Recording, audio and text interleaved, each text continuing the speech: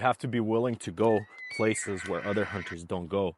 Sometimes it is going to be the farthest corner of a canyon, 7 miles from the trailhead, and sometimes small pockets of very steep terrain that are looked over by other hunters on the way to that trailhead. I like to check areas that are 2 to 3 miles away from the trailhead because those are the spots that are always missed by other hunters. They're in a rush to get to the trailhead and start hiking, or to get to that access road or get to that gate and start their hunt. And what I like to do is I pull off the road 2-3 miles before and I check around, hike up the canyons, because you have to be willing to go into places that other elk hunters are not willing to go. Then you have to haul that elk out. And that's the hardest part of the hunt. To kill an elk with a bow and an arrow is one of the most challenging things that you will ever do in your life. A lot of times it's years of learning and applying that knowledge, making mistakes, and they're eliminating those mistakes the next time you go hunting. It's about scouting the area, it's about studying the animal, and a lot of hunters, they assume that it's easy, and then they go and they get disappointed. One thing that really helps is scouting the area that you're going to be hunting, because you're getting familiar yourself with the terrain. You know how long it takes you to get from point A to point B, and you have no idea how long it's going to take an elk to get from point A to point B. Way faster.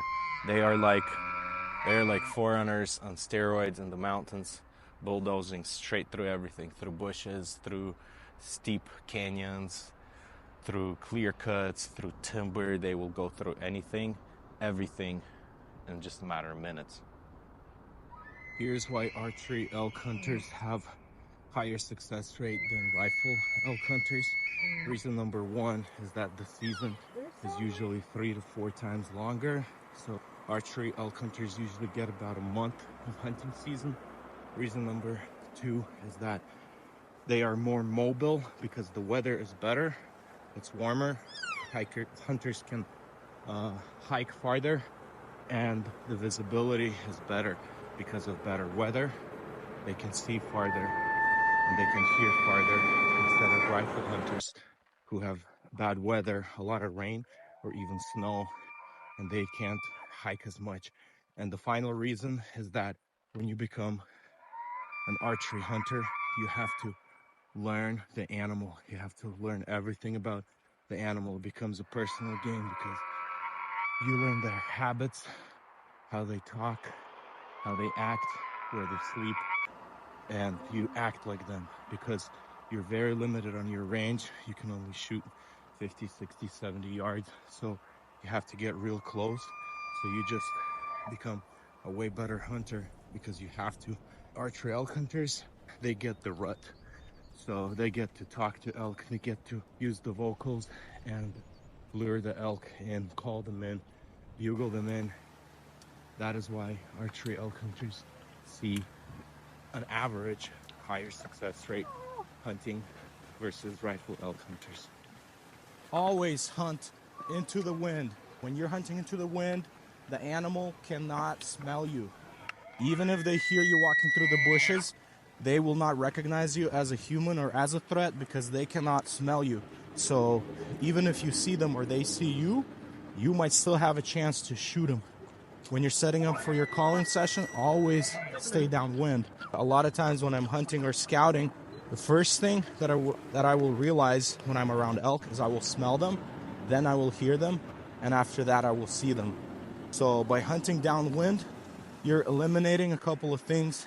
You're eliminating the advantages that the elk can have, because even the animals do that. When they're walking into the wind to be able to see, to be able to smell what's ahead of them, because that's how they stay safe and avoid predators like bears, cougars, and people. When you're calling elk, you don't have to make a perfect bugle. You don't have to sound exactly like an elk, because they are very curious, and a lot of times all you have to do is just get them really curious. So what I like to do is I like to rake trees, throw rocks down, just like, stump on the ground, thrash branches, and shake trees. And I would just take a stick and just rake a bush or a tree and just stomp around, roll some logs. And they get really curious because of that. They know that you're not talking to them. It's just that by the sounds that you're making, they know that it's another bull in the area, raking trees, marking his territory, or maybe even presenting himself to a cow. And at that point, that bull can't resist, especially if you're not talking to him. If he can hear you, if he can hear your chuckles or growls, and he thinks that you are another bull with a cow, but you are not talking to him, he's going to be bugling at you, but you are not responding to him, you're completely ignoring him, and maybe once in a while you know, give him a bugle to scare him off or something like that. But a lot of times you just have to make the sounds that the elk make without trying to make them perfect, without bugling a perfect tune, and they will come in. It works for me, and I've gotten my bulls that way. Elk need three things. They need food, water, and cover. So a lot of times water and food are going to be in one spot, and when you come there in the morning, yes, the elk were there just a couple hours ago, right before you got there, and a lot of times their cover where they stay for the day is going to be a separate spot, and that's going to be either the steepest canyons, they're going to go down to the bottom, or they're going to climb those canyons to the very top.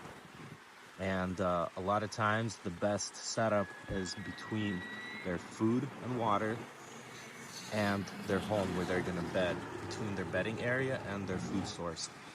Because if you get there in the morning and set up at 4 a.m. right there, they're going to be walking through there from their food spot to their cover, and you might not have to climb the canyon to the top or to the very bottom to kill your elk.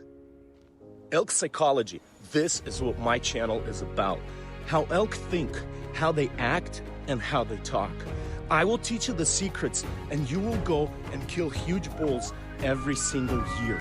Your confidence will skyrocket because you will understand how elk think. You will become an elk master, convincing every bull that you are one of them. They are smart, but you will be able to outsmart them every single time. This is what most hunters fail to learn. They start their hunting season with high hopes, and in the end, no shot, no elk, not even a chance. But this year, you can come home with a massive bull. Learn to think like an elk, to act like an elk, and to smell like an elk.